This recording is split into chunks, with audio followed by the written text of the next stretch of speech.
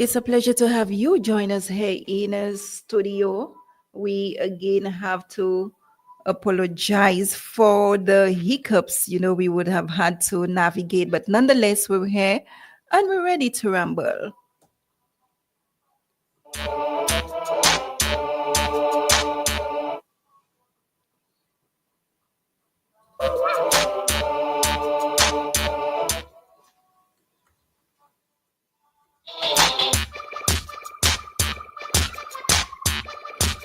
Good morning to you, sir. Good morning, Fan, and I think the pleasure is mine to be in your company and to be given that opportunity to share some good news with our members and people of St. Lucia on the whole. So thank you very much for the opportunity to be here. Hopefully, we have a nice, fruitful discussion on what the Forces Academy is doing in terms of playing a part in assisting persons with education, which we consider to be very, very important tool for the development of individuals, families, communities, countries, and so on. So I'm looking forward to that discussion. Thank you for the opportunity. Hello, Sufre, hello, St. Lucia, and especially our members of the Forces Academy. If you're not a member of the Forces Academy, as yet you're missing out. That's you too, right? It's a bit fun. Every time I'm on the program, you promise to join, and you have not done that already. I knew that was coming for sure. I do appreciate your honesty. And like I said, I will, the moment maybe hasn't arrived as yet, if I may, but then it's in the making for sure. Good. Looking forward to having you as a member. Thank you so much for that. Um, for persons who are not aware, an introduction of yourself, please. We always have new listeners.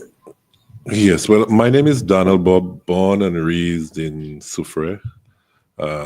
Yes, I did some schooling overseas. I did work firstly as a teacher at the Soufrière Comprehensive for about 13 years. Then I moved on to become the CEO of the Soufrière Foundation for about 4 years. Then I moved on to become the social assistance officer, one in charge of the social programs of the St. Lucia Social Development Fund. So I manage programs like STEP, Hope, Could Mess at Lycée, education assistance, housing assistance programs, and so on that were in place to assist the needy, the deprived, the underprivileged in St. Lucia. And for the past 8 years or so, I've been the manager at the Forces Jacques Credit Union, formerly known as the Forces Jacques Credit Cooperative Society Limited, taking over from Mr. Prosper and trying to build on the foundation, the solid foundation that he laid for the organization. So that's where I'm at now, and surrounded by some very, good staff members, supportive staff members, and members who are all in this journey together to see how we can impact lives, the lives of our members and our community, and to grow the organization so that our impact can be felt even more over time. Thank So you. big up to my staff at the Forces Jacques Credit Union, both the Forces Jacques and the Soufrière branch, my board, the committee members, and all those persons who volunteer to make the credit union the success story that it is. Thank you so much for that. And the reason why we're actually here is to let the listeners know what is happening tomorrow. But before we do that, can you share in terms of the Dominic Prosper Scholarship Program, how it came about, the inspiration behind it? All right. So, I mean, like many corporate citizens, we understand, and many persons in general, we understand the importance of education, like I said, to the development of a child, a family, a community, a household, and so on. But we all also understand that it is expensive. It is expensive for some people. In fact, most people, some can afford and some cannot. So we understand the potential of education in helping families develop and remove themselves from maybe poverty or deprivation and so on. But it also serves sometimes to even worsen the situation because there are a lot of children who are bright, who have the potential to do very well at school, but they are limited because of the financial and social situation of the households. And education is not cheap. Books, uniforms, transportation, and all the other expenses associated with education can sometimes cause a very bright child, a child with potential, um, to cause education to probably further worsen the situation because they are not able to come to school, or they come to school and they're hungry. They come to school, the children who come, they spend 5 years in school doing well. And when it comes to paying CXC, the parents can't afford to pay CXC or all the subject that they can write, and they are affected. I know the schools sometimes try to help, try to reach out to us and so on to see how we can help those children. But if we understand the importance and the potential of education, then we, those of us who can, should get involved in trying to make education obtainable for everybody. The government has put things in place for secondary school education for all. When I went to school in my time, it's only a handful of us who were able to get into secondary schools. And if you're lucky to a prestigious school like the St. Mary's College, a number of children had to go to standard 5 and standard 6 or drop out. We now have universal secondary school education. We have universal primary school education. But some children, the reality is that even if they're at school, they're not at school because they can't concentrate, they're hungry, they don't have all the books and so on. So we have seen a progressive move towards persons realizing that and playing their part. The FSJ Credit Union is no different. We have been for a number of years, from even before I came in, running every year a bursaries program where we would give parents as much as $500 each, members, our members, $500 for the child who is entering the secondary school. And several years prior to COVID, we said, no, we need to up our game. So yes, we were giving 20 something persons every year who apply for bursaries, $500. The government is also giving $500 and so on. But we know that's in most cases not enough because some parents have 2 free children and so on. So we've decided, you know what, if we are saying education is important, let's put our money where our mouth is, and let's up our game and not just give bursaries, but give a scholarship. And for those who don't understand the difference, bursary is just a one-off payment to help you offset some of the expenses for your school. Like I said, we give $500. Books alone cost 1,000 something, uniforms and so on. So where these parents are going to get, some of these parents are going to get those monies. The scholarship program is a larger grant that we give to parents to cover most of the expenses for the year, and it's a 5-year scholarship. As long as the child maintains, and the child and the parent maintain certain simple responsibilities, we are going to fund that child's education or provide that family with a substantial amount. We're starting this year. We were late in implementing the project. COVID would have contributed to that. But last year at our AGM, we told our members that we are launching it this year. And true to word, we have gone through the process of requesting applications and assessing applications and granting one child this year Dominic Prosper's scholarship. Why Dominic Prosper? If you know Dominic Prosper legacy is all over.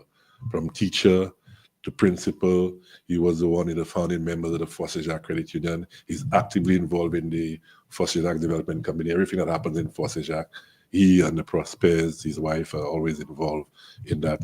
So what better way to honor somebody who has left a legacy with the FSJ Credit Union and education and community development? What better way to celebrate him but to name the scholarship program after him? And we're very proud to have done that, and he has accepted. And we are going to be doing that for the first time. Tomorrow we're going to make it official. We're going to have a ceremony at Cool Breeze for not just the scholarship holder, but the 24 successful applicants for bursaries. Okay. Okay. Permit me to ask, who is eligible to apply, and are there specific academic or community involvement criteria? All right. So first of all, the bursaries as well as the scholarship program is targeting the secondary school level education. So any member, you must be a member of the FSJ Credit Union, and the only criteria really apart from that is that you need to be a good standing member in the organization. What do I mean by that? A member is in good standing if he or she has been saving consistently for the last 2 years or within the last 2 years. Also, a member is in good standing if he or she has a loan with us and the loan is not delinquent. Now, let's understand the logic behind that on the need to be in good standing. The credit union is an organization, is a financial institution that is owned and supported by members. Members have decided, hey, let's form this organization, let's put our monies in there to assist our members when they need loans and other financial services, with the hope that they would pay this money back and the fund will build and more assistance can be provided, more loans can be provided. Is it fair that yes, you would join, there are members who have joined and for whatever reason have stopped saving and have not saved for the past 2 years? So you look at this. Is it fair to take members' money and give it to a member who is not contributing towards this fund? All right. So we needed to have this very simple criteria to ensure that we're giving persons who have a vested interest and have a tangible interest in the credit union. So we received. So yes. So you need to be a member. You need to be a member in good standing. Your child needs to have successfully, well, say success. Everybody gets in there, but written the CPE exam and was assigned to a secondary school. So you come in, you do the application, you give the child's results, CPE results. You need to, of course, have some. You either need to be the child's parent or the child lives with you. So we want to avoid a situation where you're a member of the credit union, but your sister or your niece has a child in Castries going to a secondary school and lives in Castries with the child, but you want to apply for a bursary. We would not allow a situation like that. So there must be some stake and some real dependency of that child on you to meet those expenses. So a child living with you, whether it's a grandchild or so on, but you can legitimately say that you are responsible for the child's expenses going to school. So these are you should not be for the scholarship. You should not have received a similar scholarship. So we don't want a situation where you have a scholarship somewhere else paying you all the expenses and then to get another scholarship from us again, because we want to make sure that we can touch as many lives as possible. So that is basically what the criteria is. And for the scholarship holder to maintain that scholarship throughout the 5 years at a secondary school, the child needs to perform at an acceptable level, because the scholarship has a performance component to it. We want to reward excellence as well. Okay, so it's not really a socioeconomic criteria. It's really who is the most eligible person based on the criteria I mentioned with the highest score. And we expect that child to continue to perform in excellence and behave as a model student. So your behavior needs to be up to date, your grades need to be up to date, and your parent or guardian needs to remain in good standing with the organization.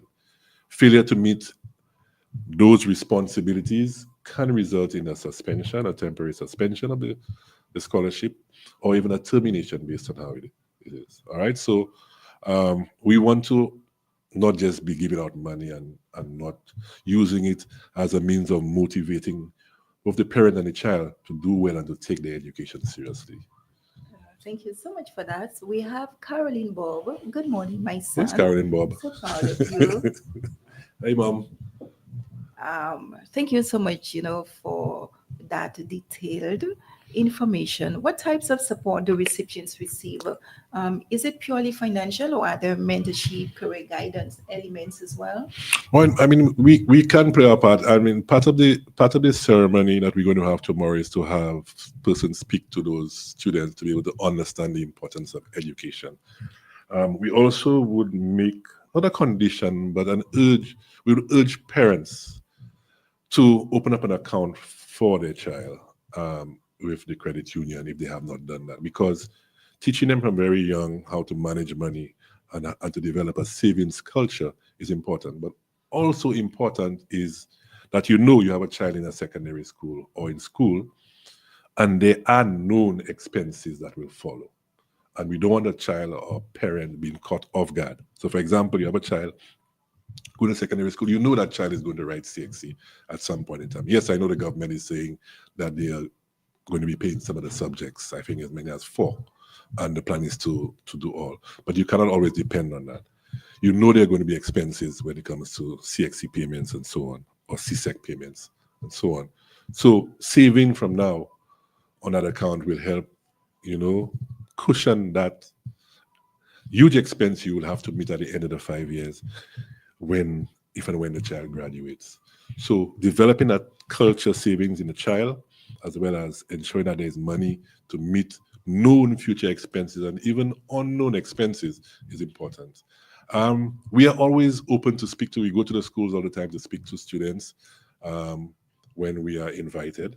And of course, our scholarship student will be under the scrutiny of us. We would want to see his or her results every term and to make sure that he or she is moving in the right direction. And if there's a need to speak to them, sometimes the parents are not always capable, for want of a better word, of being able to explain to the child the importance of education.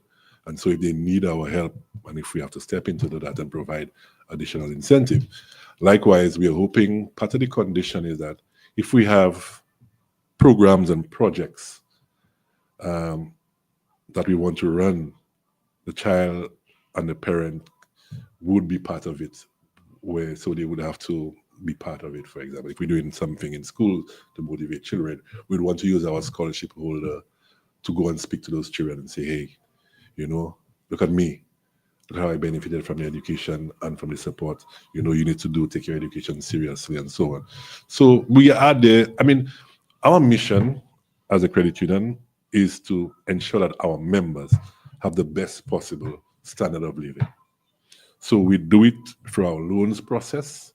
We encourage persons to take sensible loans, not to overreach. And sometimes they don't like it when you tell them, you know what, that loan will probably create problems for you later on down the line. You may want to think as to whether you really need this expensive vehicle right now in your life. Is that a priority? Even if I know you can afford it or you can pay it, but is that the right decision to make? Because we have your interests at heart as a member. When people come into the door, we don't see them as customers and people that we're looking to exploit. We see them as owners of the credit union, as our employers, as the persons who have made it possible for us to have a job and to get our salary. And so we have to look after the best interests. That's the difference between a credit union and the other forms of financial services. Over the years, what kind of impact have you seen from this program, in the community? Well, I mean, you see, you know of a lot of situations, and we know our members well. So we know how much that kind of financial support can assist members. Otherwise, those children probably would not have all their books and so on. We would know how this little loan that we gave would impact a family. So, like I've said to you before, yes, we have our loan process and policies to ensure that we safeguard the members' money, and so we want certain levels of security. But we also have the compassion, again, because we are for the members' interests, to even show compassion in how we give loans. Yes, you may not have all what it is required, ideally, to get a loan. But if we can satisfy certain things are in place, we can relax on some of the conditions that are required for a loan and so on. Again, because we recognize that this support is needed by the individual and will definitely impact the individual positively. I sit there and I feel a little guilty as well, hearing of so many benefits that can be derived as a member of the credit union as well. We want to say kudos to those financial institutions for really pouring, into community, pouring, into individuals as well. And I think, what can I say would be the challenge? I think you have to start from small and watch every cent grow. And I know I've been procrastinating with you as well, Mr. Bob, but then I will take that step. And what has been really difficult is that you have several accounts as well, and then you do not want to, outstretch in terms of your Yeah. finances. So this is why it has been a bit hesitant. You need to Mm. make the right decisions, and you want to know that when you do, that you're going to be fully committed to that as well. That's right. Yeah. And we understand that when you appreciate that. So you would never hear me telling a member, hey, I want you to leave Social Credit Union and come and join Social Credit Union, or even the bank, for example. I will tell you that you want to consider this old adage of not putting all your eggs in one basket. I would want to tell you that you may want to separate your funds. You can use the Social Credit Union primarily as a savings, a place where you put money and is a last resort for you to withdraw, so that you know you have these savings, no matter how small, being built up. There are benefits to derive from being a member of a credit union. Because like I said to you earlier, you're an owner. So any surpluses that we enjoy at the end of a financial year, we take decisions with our members to share in the form of dividends.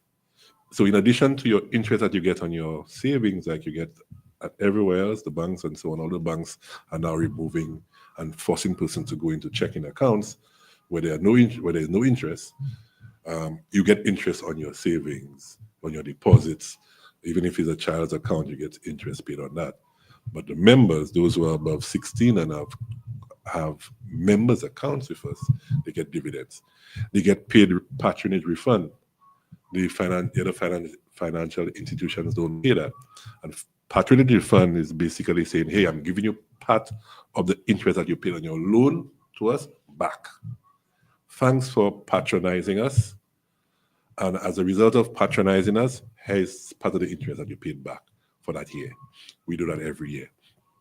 And like I said, our whole approach to our business is one where we're looking to assist members and to do what is in their best interest. So it pays to be a member of more than one credit union. It pays to have your monies not in one institution. Sometimes you go to one institution, you don't get what you're looking for, you go to a next. And right now, it's very difficult to differentiate between a bank and a credit union. Because before, credit union was seen as T-boutique. When you go there and do a little savings, a little society money, they must meet this Allah.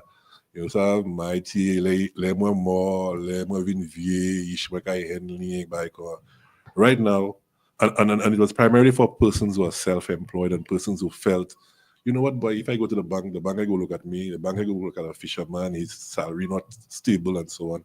And right now, the credit unions have grown to the point where persons want to see credit unions not as a place to save, but as a place to do all their financial transactions if they would allow them to. So that's why you see us investing in technology, ATM cards. We're looking to go into debit cards, online banking. Um, um, there's another one I was thinking of. I can't remember right now. But we are looking to invest in the technology because members, if you can guarantee them the same services that the traditional persons are offering, they would send their full salary or prepared to do a lot more savings. So I have an ATM card, I have a debit card, I can have access to my money, I can buy things online. Sure, I'm sending more money to credit unions. So we are, as much as we can, trying to listen to our members because our members' profiles are changing. It's not the old person, the self-employed person. It's now the young person who just left school and their first job. I want to be a member of the credit union because I know of the credit union and I know the benefits and I know the shortfalls of the other traditional institutions. But young people like to have access to the money. Young people like to shop online, right? Young people like to know that they can use their credit card and swipe it, and or the debit cards and swipe it, and they can purchase things, send it through Westec and so on. So, are you offering me that? If you offer me that, sure, I'll come on board. So, these are the challenges: trying to keep up with the changing demographics and dynamics of our members, investing in technology, and those technologies, the investments are huge. All right. Not everybody is in support of an ATM card. We had a lot of credit unions had a rough time with traditional members that the ATM card would cause persons to save less. I think it boils down to being disciplined. Exactly. Exactly. But you know, a lot of young people are guilty of not being disciplined when it comes to money. So they have access to the money. And you would see them going to ATM machines. They're in a bar, they run out after drinking 10 beers, they run out of money. They can go to an ATM and get money to buy 10 more beers. Is that in their best interest? I mean, I don't want to be a judge of what people should do with their monies, but some people were not happy with giving that kind of access to money. Yeah, so we have to look at, weigh the pros and cons, look at what we can offer. Can we afford to? I mean, we're a growing credit union. We're not considered a big credit union like the Janus and the Labrie Credit Union and so on. So we have to do things within reason and within our resources. So we're getting there. And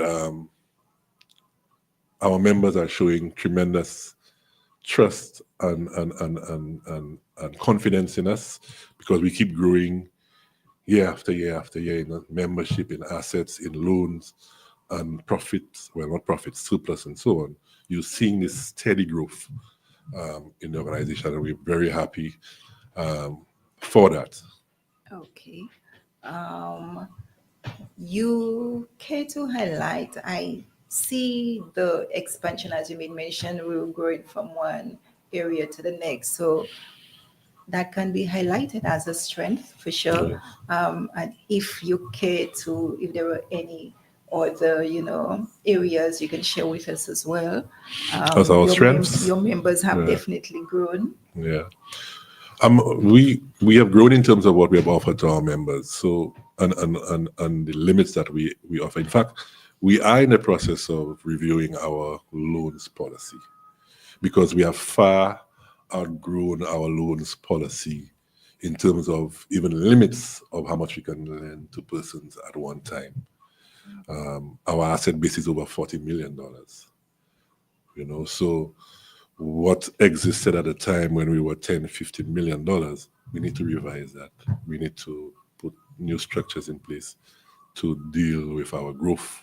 Because sometimes your growth, if you don't put the things in place to capitalize on your growth or to even handle your growth, it can stifle you and it can be overwhelming.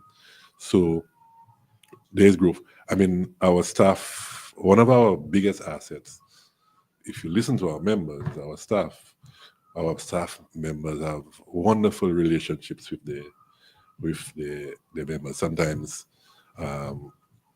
it goes overboard, so members feel they can call you home at 9, 10 in the evening to discuss a loan with you and so on.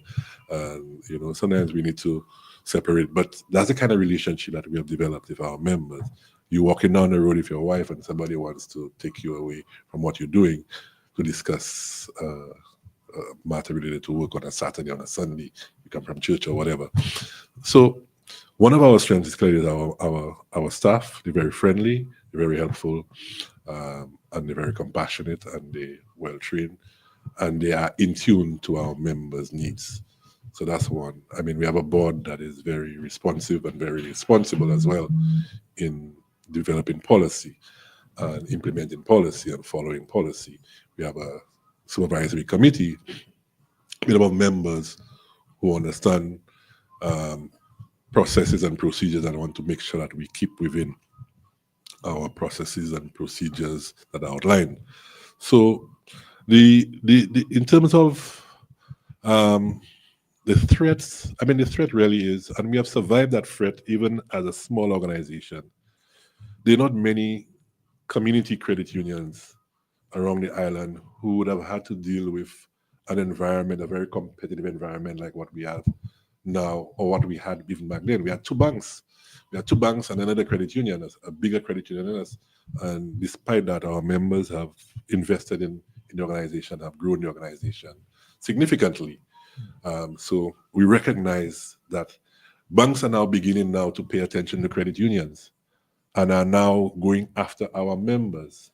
The same members that they didn't want 10, 15 years ago because that fisherman met salary as steady, met income as steady, may not have a monthly salary. I don't know if I'm going to pay these people. I don't know if I can trust them.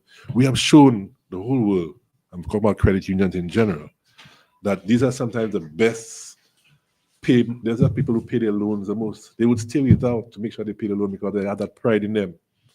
And we have shown the value of those kind of persons to the traditional institutions who had turned their backs on them. So now they want them, and they offer them all kinds of, things to try to lure them away from the credit unions. So that is clearly a threat. Um, I think they're putting pressures. Pressures are being put on the regulators to say, hey, the banks, the credit unions are now competing with us. They're as big as us. They're offering the same thing as us. We need to regulate them the same way like the banks. So we are seeing policies and we're seeing laws that are being implemented to try to force credit unions to behave like banks. And so it's becoming a fight now to differentiate ourselves from the banks. Yeah, so um, it's not all a bed of roses. You have members who come and tell you, I live in you or I go into some other credit union because they offered me something better. And so the loyalty that members would have had towards the credit union sometimes is challenged. You know, my loyalty, many people's loyalty now lie in what is best for me. The individualism kind of thing that we see in society, everybody's concerned about me. So yes, FSJ Credit Union have done a lot for me in the past, but you know what? This place is offering me a lower interest rate by 1%. They offer me 6%, they offer me 5. I go in with them. So we have to deal with that kind of competition as well, and that kind of playing one against the next. And we understand, like I said, anything that is in the best interest of our members and that would help them meet their goals, we will try to assist. Thank you so much for that. The comments are pouring in. Francis Charlery. Good morning, Caroline. How are you? And good morning, Daniel. Keep up the good work. Sheldon just got in. Can I become a shareholder without? Do you sell shares? That was from Sheldon posing that question, more or less. And then Francis did say, true, your staff are very courteous. Yes, all right. Badzilla, Saidia, Francis Shallery. Yeah, Sheldon, how the yes, to become a member of a credit union, you must purchase a certain amount of shares. For us, it's $100 worth of shares because we sell our shares at $5 a share. Once you have at least $100 worth of shares, you become a member. Of course, the other thing that would qualify you to become a member, you must have a stake. Because we are geographically based credit union, the person must show that there is some kind of relationship to Soufriere.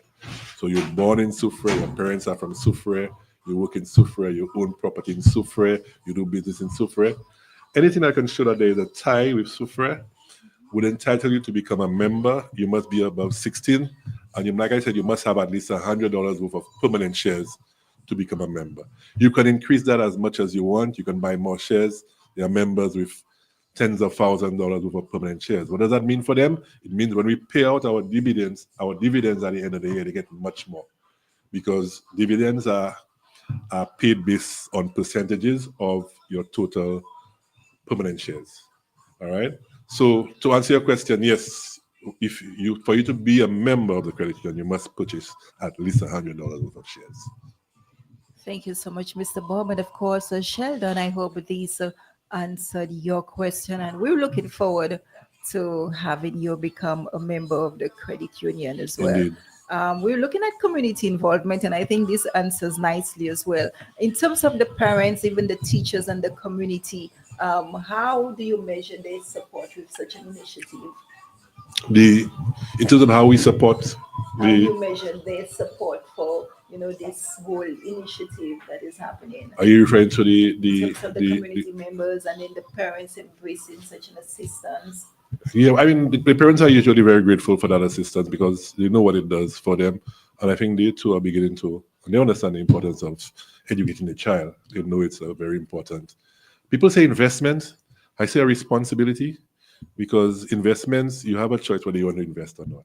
A responsibility you should not have a choice. You bring a child forth, you have that responsibility to try to prepare that child as best as possible to be successful and more successful than you in terms of their survival and their flourishing in the community.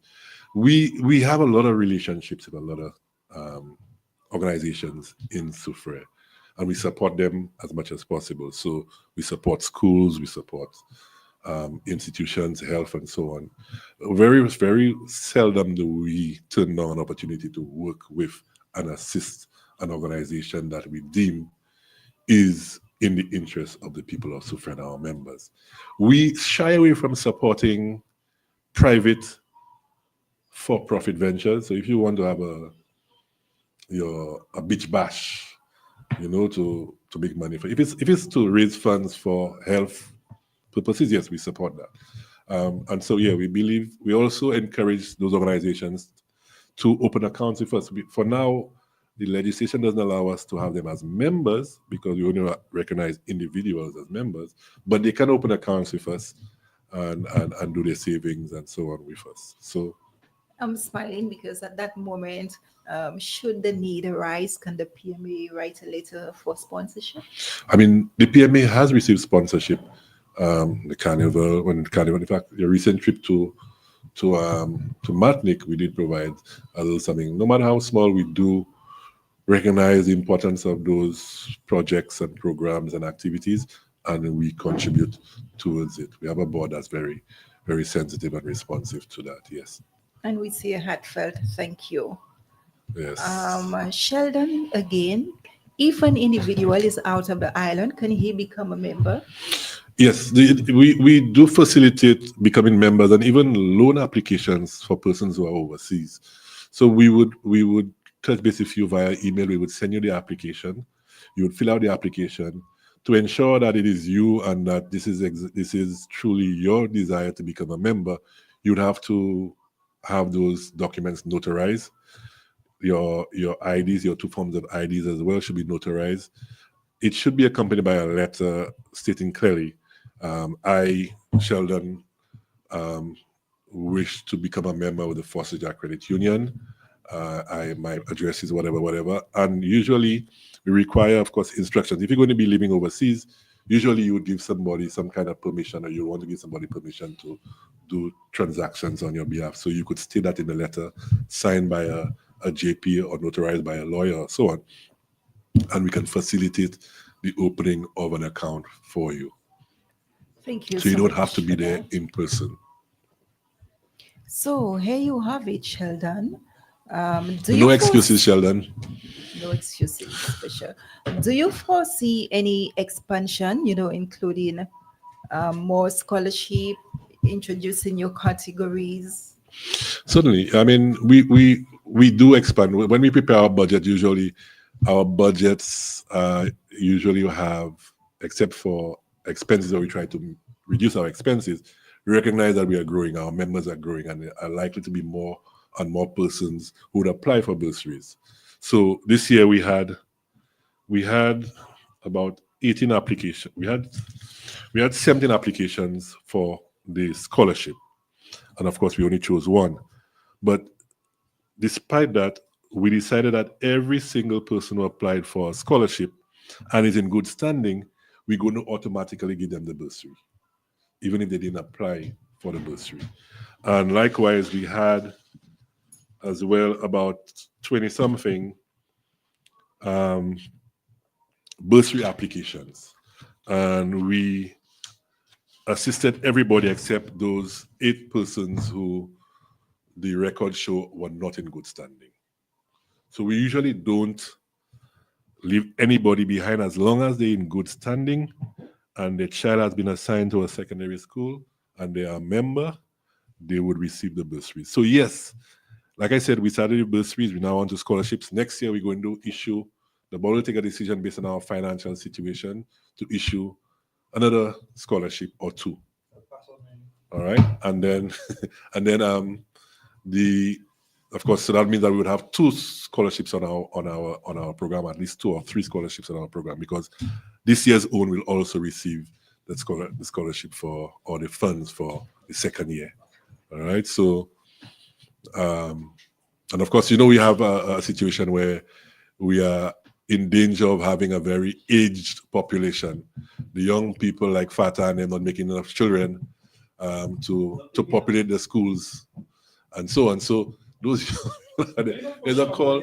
The young people are not having as many children as they used to have before, and that is a danger to the economy and to a society because it means a number of things. It means the workforce is going to shrink. It means there's going to be a heavy dependence on things like pensions and so on, NIC, and less people contributing towards NIC. It can reduce your productivity and so on. So any country that has a situation where their population is increasing at a decreasing rate, you already see some schools are closing down or in danger of being closed down. So that means people are going to lose jobs, teachers are going to lose jobs, space is going to be there and not being used.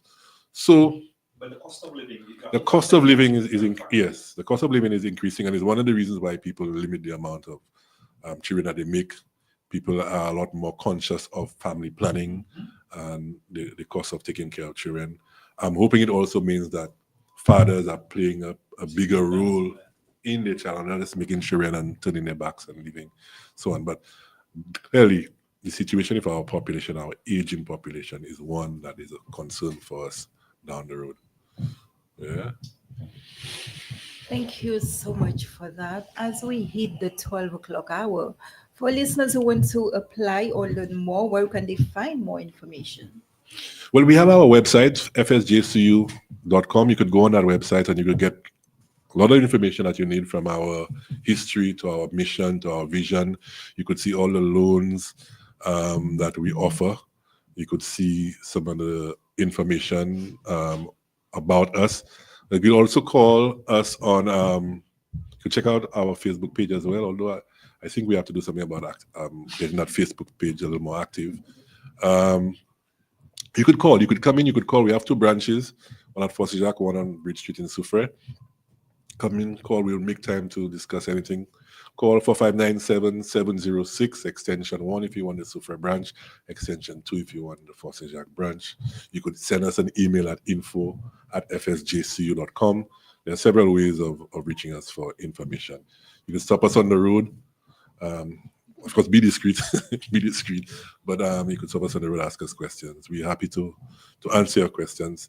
You're not going to be making, trust me, you're not going to be making a mistake in joining a credit union, especially the Force Jacques Credit When you Union. have 2 accounts at the You can have not 2 individual accounts. You could have 1 account in your name. You could have 1 account, a joint account. You could have a business account as well. So you could have an account with you and somebody else, or you could have if your business is registered, you could have a business account as well.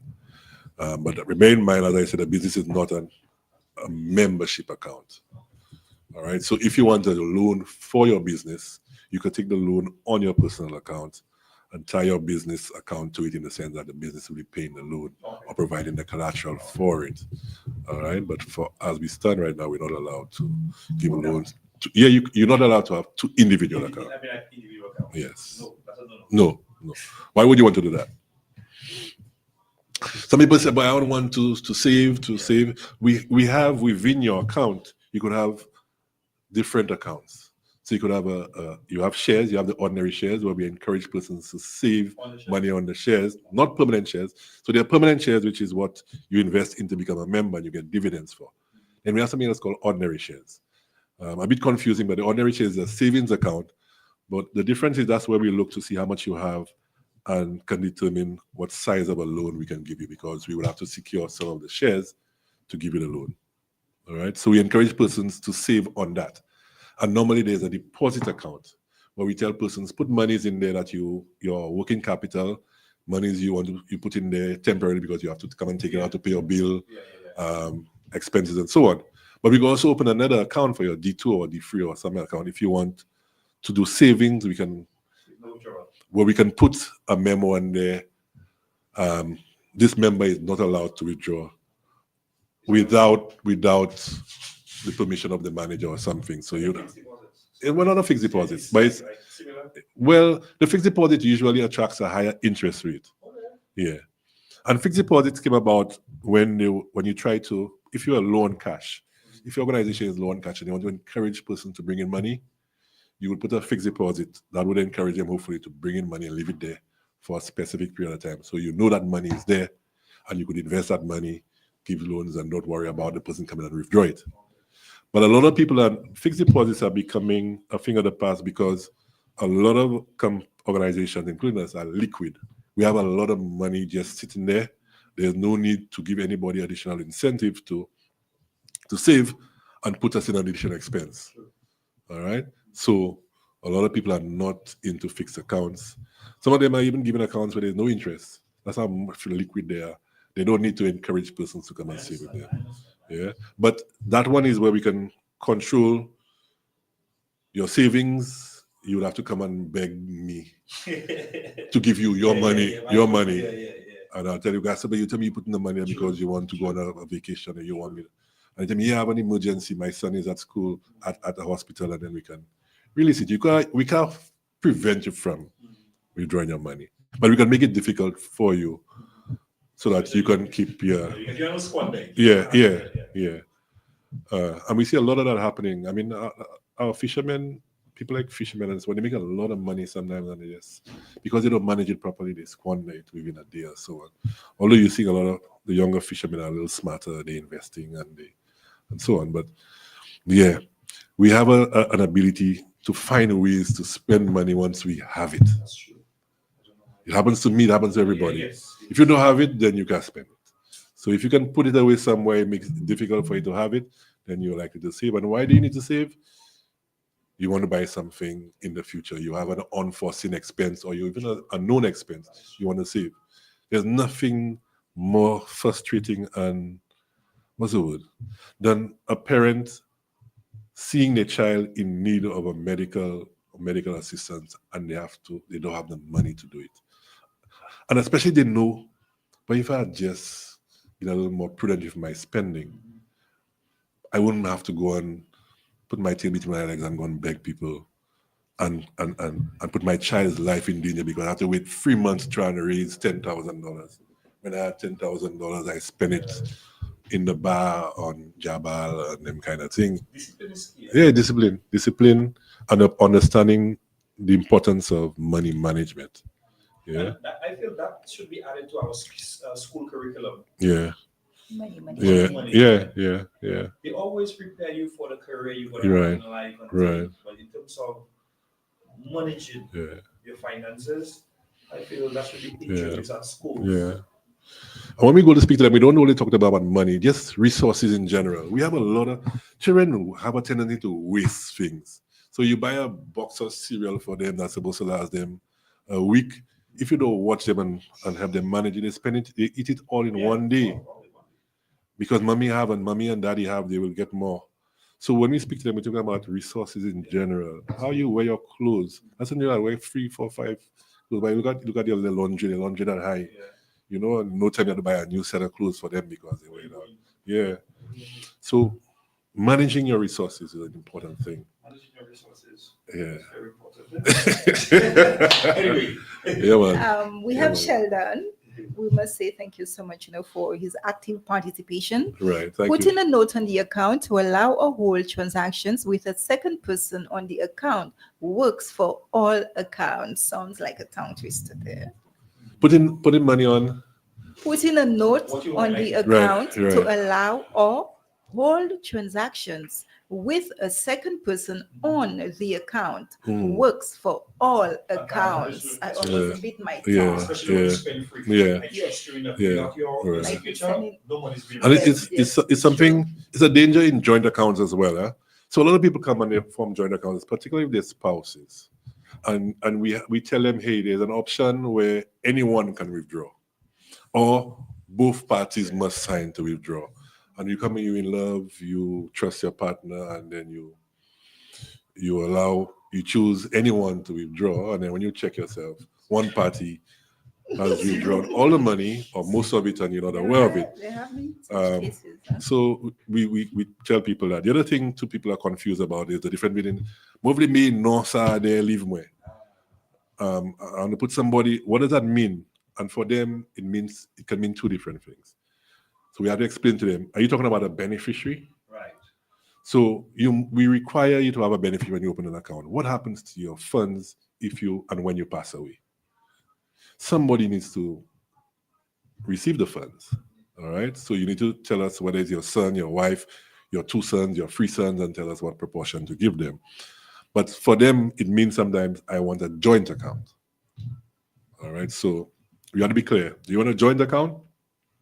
Do you want somebody as your beneficiary? Or the third one, do you want to give somebody permission to do transactions for Access you? your account. So that we can facilitate as well. We give you a letter to sign.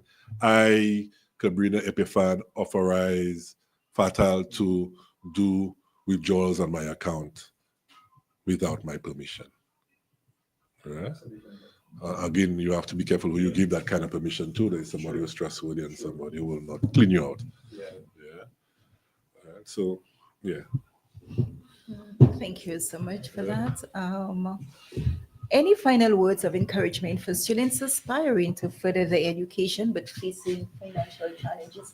And of course, this was why we were actually being here today. And tomorrow we're gonna, honor those who actually were eligible at a ceremony at Colbrace. Yeah. I mean, you have to begin with that mentality that you understand and appreciate the importance of education in your child's life, and that it is a responsibility as a parent to ensure that you give your child the best education possible. That is the best quote unquote investment you can make in your child's life.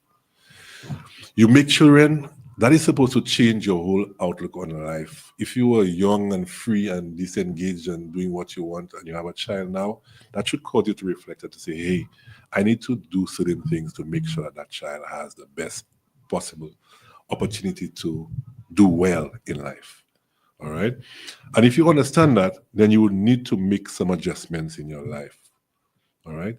Investment in the child's education. Make sure that the child, priority is that the child get their school books, their uniforms, and that they're ready to get the best opportunity to benefit from the education that is provided by the government for free. All right. You should you should prioritize your needs and wants. All right. And sometimes as parents, we have to make sacrifices to ensure that the child receives that. Some parents compound the problem by some of the choices that they make.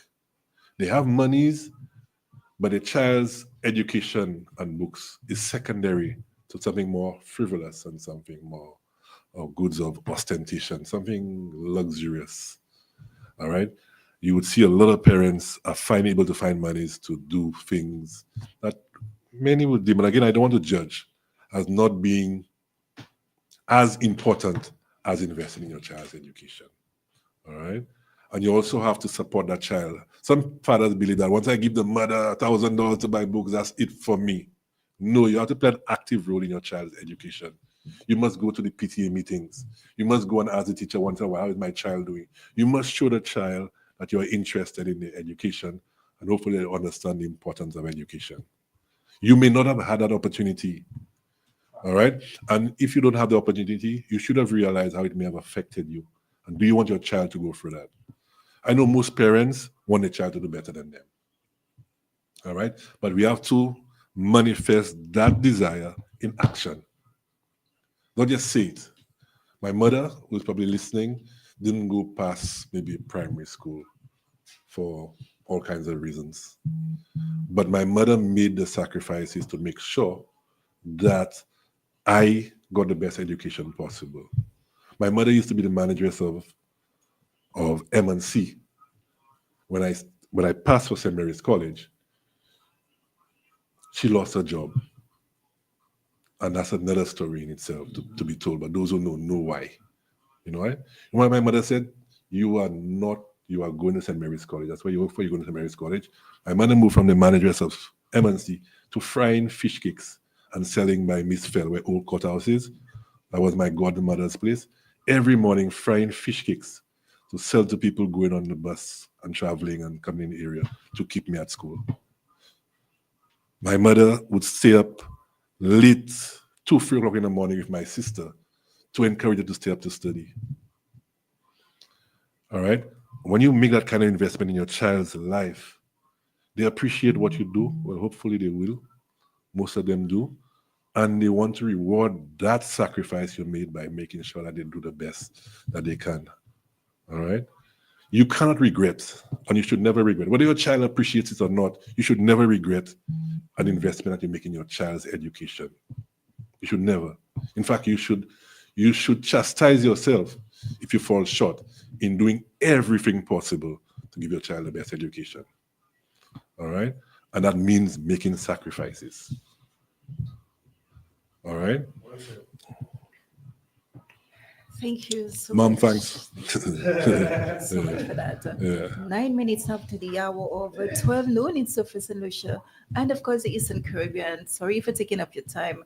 It's been a very interesting discussion. And just a reminder before we leave, Mr. Bob, as to tomorrow's Yes. occasion. So tomorrow we'll be meeting at the Cool Breeze. We'll be meeting those parents and the students who were successful at receiving our bursaries. 24 bursary recipients will be receiving $500 each to spend on the child's educational expenses, and one scholarship holder will be receiving $3,000 to meet the expenses for, and again, like I said, a 5-year scholarship we offer into that child once the conditions, the simple conditions are maintained.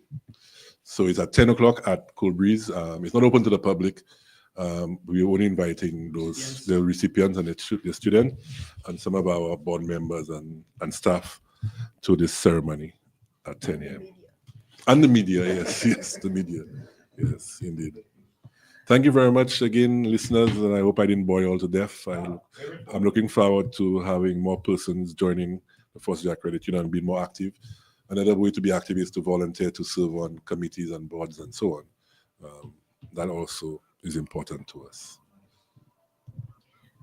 Thank you so much. There's nothing else to say, but thank you to all those who poured in with the questions, the comments, and even the concerns.